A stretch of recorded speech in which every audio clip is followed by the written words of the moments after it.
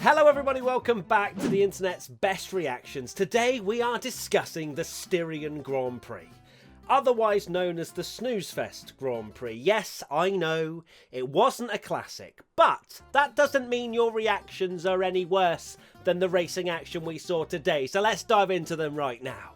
Let's start at the very beginning where we always start, at Drunk Shenanigans. Everybody at turn 1. Well, not everybody, but certainly in the midfield there was a bit of action. You know, turn 1 there's a decent amount of runoff where drivers can go there and kind of just get away with it. Lando Norris was one of those, kind of going side by side with Perez, just running off wide. They had a good ding-dong battle on the first lap. Lando managing actually to get back past Sergio Perez halfway through the first lap, but further behind, Charles Leclerc just turning in on Pierre Gasly. Now, I know, you know, it's a running theme that I'm not a fanboy, just passionate, but I also feel like I'm objective. I can see when there's clear fault. Charles Leclerc was definitely at fault there for just turning too early, nipping the left rear of Pierre Gasly, and ruining his race completely. And then Pierre Gasly just decided to actually be that dodgem and just wiping out people left, right, and centre. Then it was now from Mayo, there was Nicholas Latifi.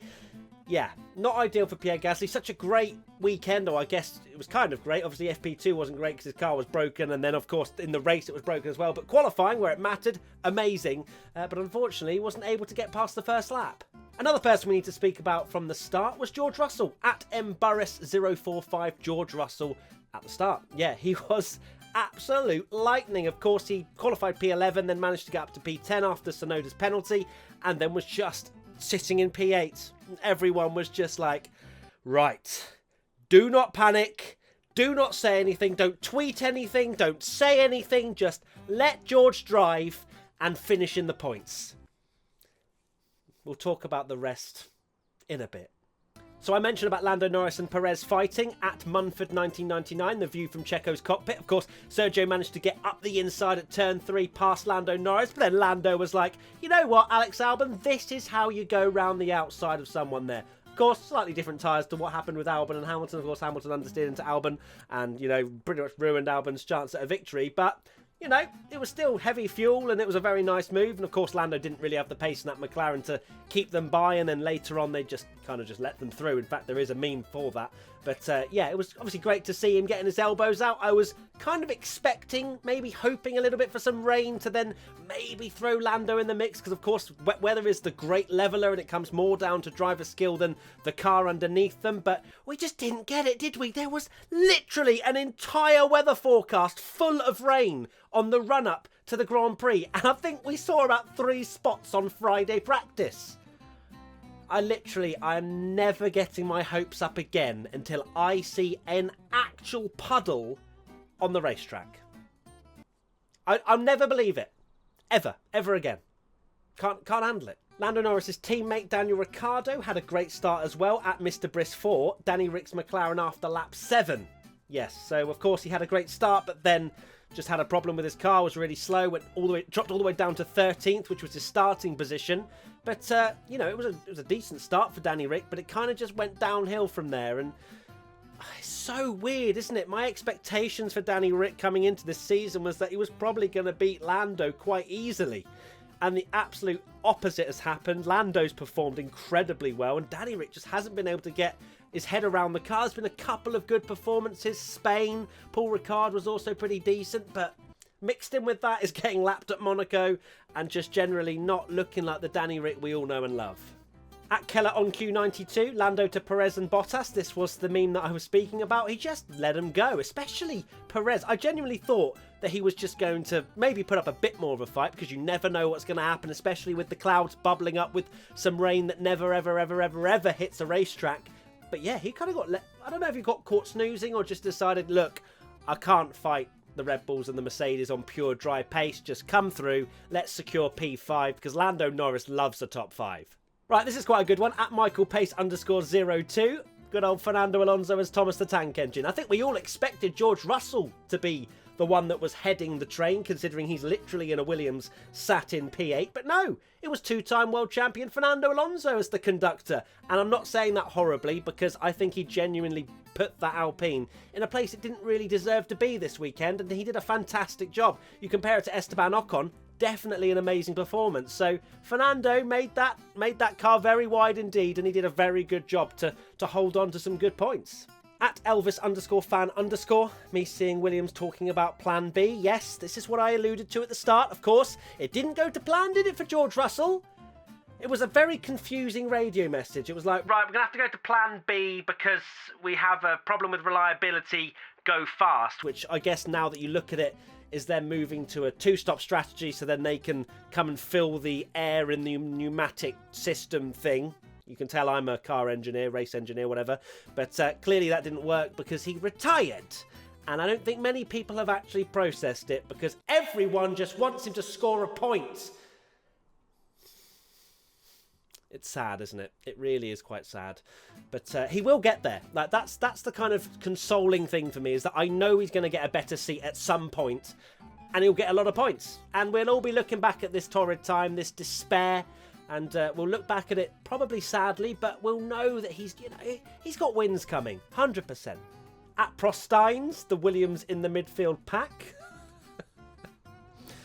Oh, they're not clowns, though. They're not clowns. I know what you're going for, but let's not call Williams clowns. They've done a fantastic job to make that car at least work in one particular condition. Clearly, no wind is really good. I think it did pick up towards the end of the race, the wind, but generally speaking, it was quite a still, fair weekend for wind. So the Williams works in it, and that potentially... We've said it in the WTF1 podcast before, this might have been the one weekend where the Williams worked so well they could pick up a decent amount of points, get ahead of Alfa Romeo, and then maybe have 15 more horrendous race weekends. Who knows? But unfortunately, they didn't manage it. But we go back here again next weekend. This weekend? Does it count? No, it's Sunday, so next weekend. At G. Howardson, thunderstorms bubbling up. The thunderstorm. Look. There must be a scientific explanation. I think I've said this about 5 times. There has to be. This F1 heat shield that they just deploy.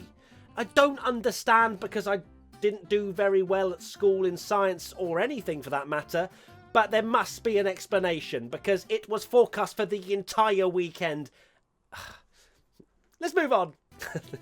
This gif never fails to make me laugh. At Sid's Beamer, Schumacher and Mazepin fighting each other. It's so good. I'm not trying to be horrible to the Haas team. It's just such a good gif. I did it to the Williams team before. Oh God. I mean, it wasn't raining. I'm getting triggered again because at least in that gif it's raining, but it's not. It wasn't. It didn't rain. I'm fine. At James Lewis 21, Russell back in the pits. Yeah, of course, you had the change of plan B, came in for the pit stop, then he came into the pits again. And you just lose all hope, don't you? I really hope George is feeling all right.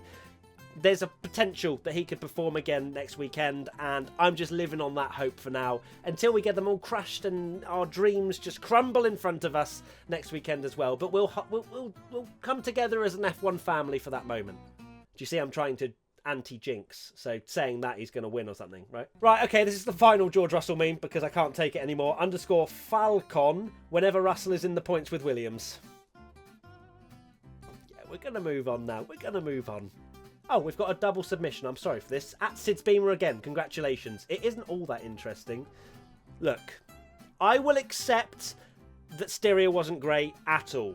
But I think that our expectations have got a little bit ahead of ourselves. The cars haven't really changed from last year. They're not particularly easy still to overtake and follow each other, and yet we've had some amazing races. Even France was amazing. So I'll accept Styria being a bit of a bore fest. Austria next weekend I won't accept as a bore fest because I want more juicy action, which I think is fair to say. Oh, very quickly, 2 things. First of all, please subscribe to the channel if you're new because we're trying to hit 1 million subscribers because, well, I'm trying to be happy and I can't get verified on Twitter, so this is the second best thing. And secondly, we're releasing some t-shirts. One which is about I'm not a fanboy, just passionate, which I've been asking for about 3 years. So if you do fancy one of those, head over to the WTF1 shop. It'll be up there very soon, as well as a race rundown t-shirt as well. So yeah, there you go. At 1903BW, Kimi Raikkonen and Fernando Alonso in that DRS train. Kimi Raikkonen didn't actually have a bad race at all. He had a terrible qualifying, don't get me wrong, starting P18 and getting out-qualified by his teammate pretty comprehensively as well. But a little bit of carnage at the start, fancied a little move here and there, and all of a sudden he's sitting in P12, hard tyres in the DRS train. Didn't score any points, so I don't know why I'm hyping this up so much, but it was great to see the 40-plus-year-old of Kimi Raikkonen still getting stuck in, and then fighting Vettel at the end as well was awesome to watch. At Ollie_Russell2, AWS predicting 5 laps until Perez strikes, and 5 laps go by, and the gap stays the same. I think a lot of you who have watched IBR for a while will know what I feel for the AWS graphics. However, I feel like they have definitely improved them with some of the information that they give us. You know, the things in practice especially, where they analyse each corner and do a sort of a teammate comparison, who brakes latest and stuff like that. I think that's awesome. I think the striking distance thing is very much for the casual fan. You know, the ones that genuinely just plonk on the television and want to watch the race but don't really know what's going on, because it's just literally, oh, Perez did a second lap faster than Bottas. Okay, he'll catch him in 5 laps. Like, it's that sort of stuff. It's just not going to... There's so many variables that you can't just say, yes, 5 laps. So I don't agree with that graphic, but some of them are good. Now, I know there's a lot of Danny Rick fans out there, and I know I've already mentioned his performance, but there's another meme, and I just want to... I feel like this relates to a lot of Danny Rick fans. At RealYardyF1, Danny Rick, P15, yes, P15. What do we have to do? What do we have to do to get Danny Rick happy in that car?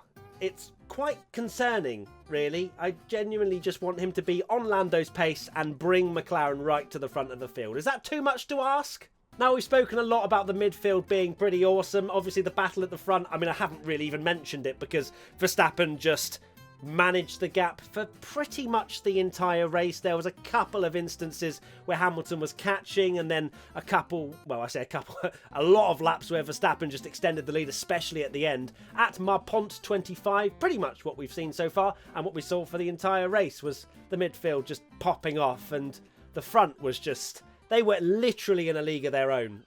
Bottas was nowhere near. Perez was nowhere near, really. A police car's going past as well. It's all kicking off here during my filming. Now, driver of the day for the Styrian Grand Prix was Charles Leclerc, which I don't massively agree with. It was a decent recovery drive for sure, but he literally caused an incident with Pierre Gasly, putting Pierre out of the race, getting a couple of other drivers caught up in Pierre Gasly's puncture. He did make a lot of overtakes, don't get me wrong, but I thought Carlos Sainz deserved it. Anyway, at Timeless Dremes, Leclerc carrying the Styrian Grand Prix. He certainly did. For action-wise and the midfield stuff, a lot of it was Leclerc just coming through the field, and he managed to make it work, and it was almost like getting rid of those soft tyres on lap 1 wasn't actually too bad, because they obviously fell off quite a lot towards the end of their stint. So just whacking on the hards, then putting on a set of mediums, and finished literally 1 place behind Sainz. So yeah, he still certainly was in the region of driver of the day, but I thought Carlos deserved it.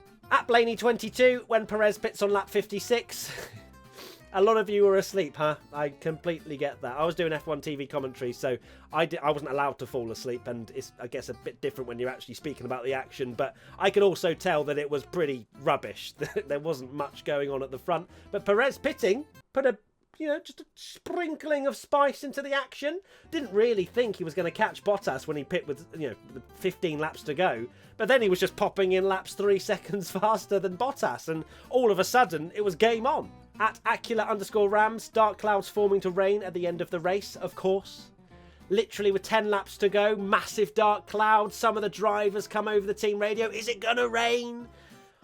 Why do they tease us? I feel like they pay the drivers to say things like that on the team radio to feed to the audience to keep us more interested, when in fact, no rain at all. Not one drop. I'm not over it. I'm not over it. At Don Armage 6, finally seeing some black cloud. It's always... I don't actually know if it rained after the race, but it probably did. At Tasha_Lavelle, another P5 for Lando. I mean... He is driving so unbelievably well that he's definitely putting himself in the conversation with the likes of Leclerc and Verstappen. And as I kind of think that until he's in a car that can win races and proves that he can win races under the most immense pressure, he can't really be in that conversation, but he's knocking on the door. He's waiting for McLaren to give him the car to potentially, you know, fight the Red Bulls and the Mercedes. I think we might be waiting, well, maybe next year. Technical regs, who knows who's going to come out on top. Williams could come out on top. I've jinxed him now, haven't I? Sorry, George. At Tilkend, Verstappen crossing the line. So after 71 laps of not really seeing any fight at the front, Max Verstappen pretty much stops on the line to do some burnouts because he was leading by, I think, 38 seconds after Hamilton pit to get fastest lap. It was a cool little celebration. We don't usually see it. I think it's because Max had literally such a lead that he was like, I could just stop and do a burnout. Yeah, go on then. At the car shell, Verstappen when doing a burnout across the line. No, I mean, it's not disrespect. It's just, look, I've won by a mile. Here's a burnout. Who has won Tweet of the Week? Right, Tweet of the Week time now, and it goes to someone who has actually submitted quite a few and got into IBR a few times because their memes are awesome. It goes to @BatteryVoltast, who wins an amazing Fanatec prize with traditions. And it's the Star Wars meme, which I feel like it's getting a little bit old now, so I'm sorry. I'm sorry if it's triggered you so much that you've seen the expiry date of this meme and you're just like, oh, this is an old meme, Matt. I can't believe you've done this. You know, just absorb the memes. That's what you're here for, the memes. Just accept that, you know, we can't have a new meme format every single day. Well done, Battery Voltas, though. You win an amazing Fanatec prize. There's a couple of honourable mentions as well for Tweet of the Week, which I'll include now. At F1Troll_ Leclerc collecting front wings in Austria. I love a Photoshop. You know, if you actually put some effort into your memes, you potentially will get into IBR. Just so you know, okay? If you're wondering why has Matt never chosen my meme, it's got to stand out. It's got to be, well, not all of them, but you know, if you want to give a good opportunity to get in it, good Photoshop skills or just editing skills or just well thought out. That's the way to get in. And at Dasher44_F1, George's race summed up. There you go. Oh, George. God, there's one more George Russell meme before we carry on. I'm sorry. I keep finding them. At Monachia45, Russell's mechanics whenever he's having a good race. I'm sorry. I'm sorry. It's just that's literally one of the only things that happened in the Styrian Grand Prix was Russell retiring. So there are so many memes that needed to be included. Social Media Team Championship time now. Let's take a look at who has made the top 3 for the Styrian Grand Prix. In third place we have Aston Martin, Cognizant F1 team. Politely asking you to stay away, Ferrari. Great. Now we're crying. Simple, effective, third place. Well done, Aston. In second place we have Mercedes AMG F1. We've all been there. Oh my, I didn't actually see this. I'm seeing this for the first time pretty much. That's why social distancing's been great, because you haven't had to kind of worry about whether you're going for well, I guess you've been doing a lot of these and maybe not doing any of that, but yes, it's a bit awkward, isn't it? Oh well, it's still funny. Well done, Mercedes. And finally, the winners of the Social Media Team Championship are Scuderia AlphaTauri. I really hope it's actually those two. I think it is, because, you know, you see F1 teams do that with promotional actors and stuff, but it does genuinely look like those two. And look, it's just them playing football, and it's good banter, and the team should do more of it, so well done. That's 1 point for Aston Martin Cognizant F1 team, 2 points for Mercedes AMG F1, and 3 points for Scuderia AlphaTauri. And now it's time for Race Rundown with your host, Matthew Gallagher. Right, race rundown time now, and, well, I'm quite tired, so this could take a while. Anyway, let's just bang it out. Let's bang it out. Styrian Grand Prix finishes were Verstappen, Hamilton, Bottas, Perez, Norris, Sainz, Leclerc, Stroll, Alonso, Tsunoda, Raikkonen, Vettel, Ricciardo, Ocon. Oh, that was so close! No! Oh, don't you dare. Don't you dare. Right, I've reconstructed my green screen again. Let's try again. Verstappen, Hamilton, Bottas, Perez, Verstappen, Hamilton, Bottas, Perez, Norris, Sainz, Leclerc. Verstappen, Hamilton, Bottas, Perez, Verstappen, Hamilton, Bottas, Perez, Norris, Sainz, Leclerc, Stroll, Alonso, Tsunoda, Raikkonen, Vettel, Ricciardo, Alongo, it's Ocon! Verstappen, Hamilton, Bottas, Perez, Verstappen, Hamilton,